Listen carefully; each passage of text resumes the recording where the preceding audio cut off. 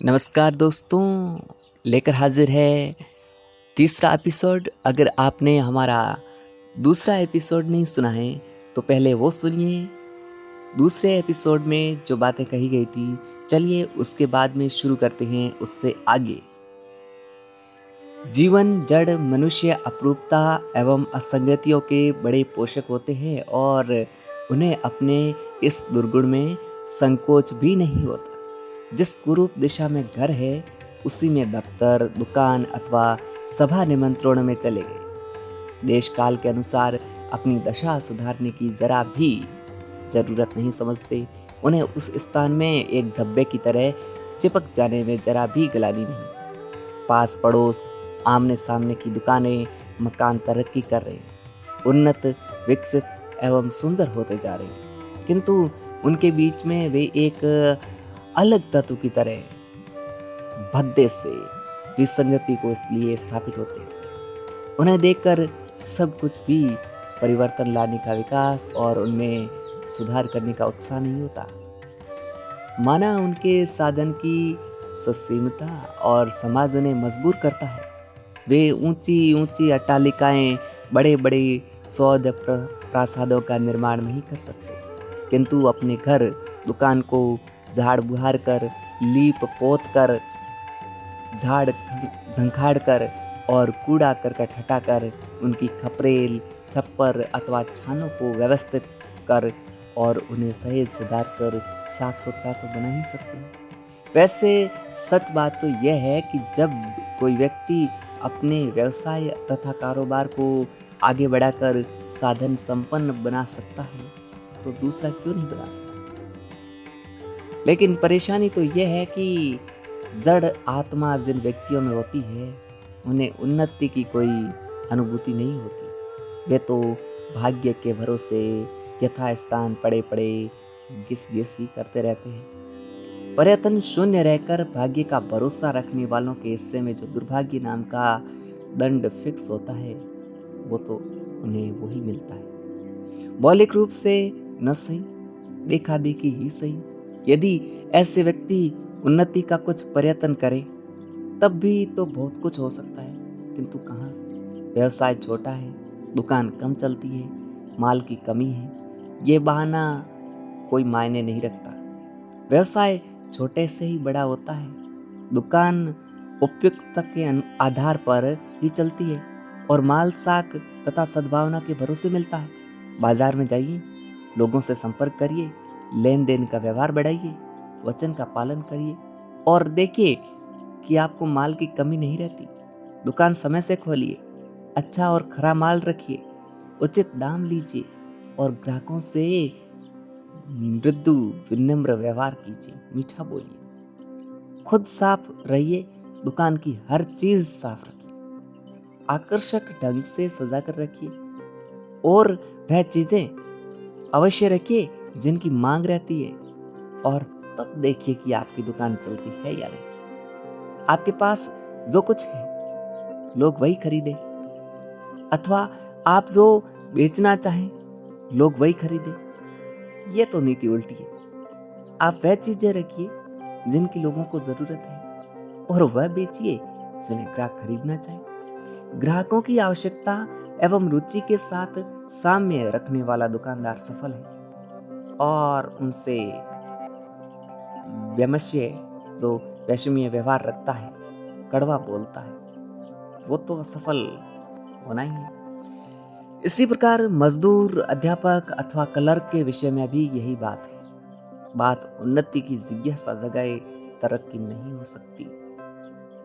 मजदूर को चाहिए कि वह ठेले की तरह ढोने के काम में ही संतुष्ट न रहे, अपने काम को इतनी रुचि, तत्परता तथा सावधानी के साथ करें कि साफ झलकने लगे कि यह काम पूरे मनोयोग से किया गया है।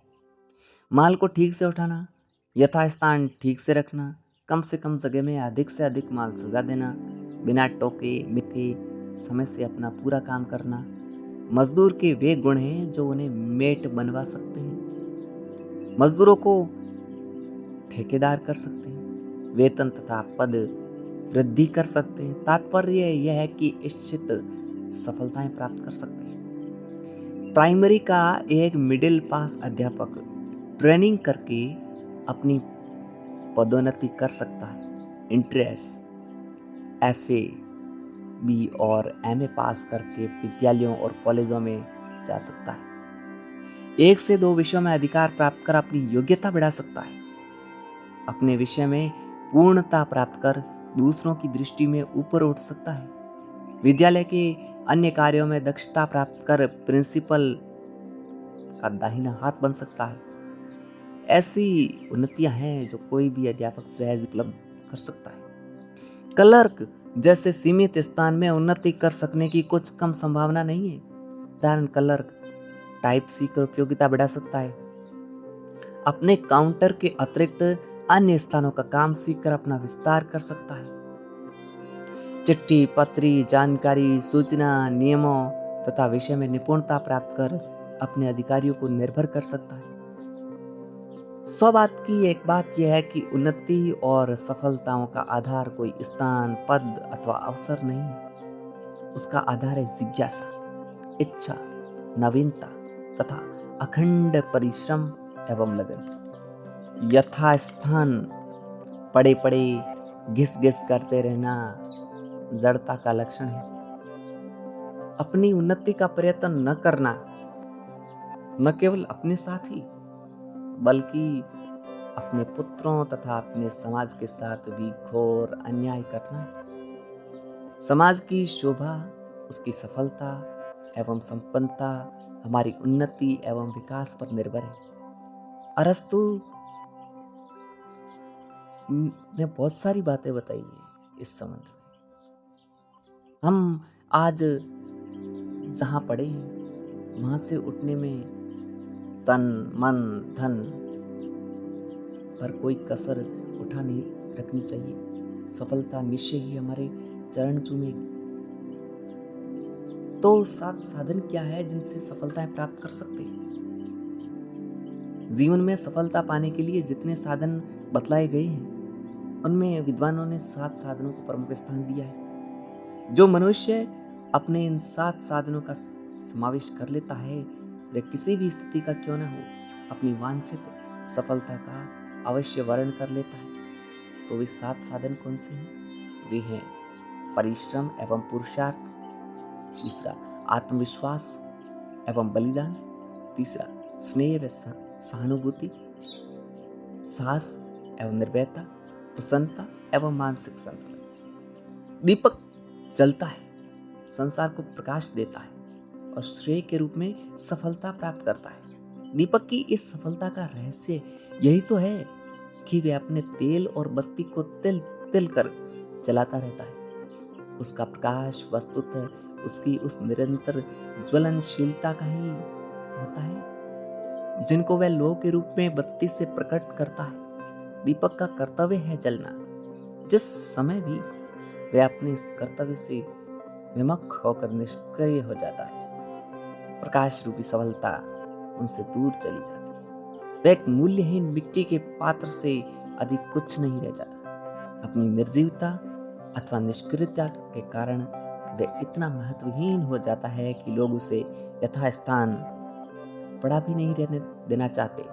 इसी प्रकार जो मनुष्य अपने शरीर का सारा परिश्रम रूपी तप में यापन करते हैं वे अपनी शक्तियों तथा क्षमताओं का समुचित उपयोग करते हैं। वे आलोक पाकर कृतकृत्य हो जाते हैं। सक्रियता ही जीवन है, निष्क्रियता ही मृत्यु। श्रम से वृत रहकर आलस्य अथवा प्रमाद में पड़े रहने वाले मनुष्य को जीवित नहीं कहा जा सकता, भले ही वह लुहार की नौकरी की तरह सांसें क्यों न ले रहा हो। मनुष्य जीवन की सार्थकता श्रम है। श्रम से शरीर स्वस्थ एवं स्फूर्तिमान बनता है, जिनमें वांछित सफलता की ओर बढ़ने में प्रेरणा मिलती है। निष्क्रिय कामना कभी सफल नहीं होती। तो दोस्तों, कैसा लगा ये एपिसोड? अपने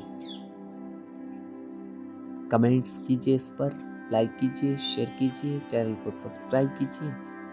फिर मिलते हैं किसी अगले एपिसोड में। तब तक के लिए धन्यवाद। जय हिंद।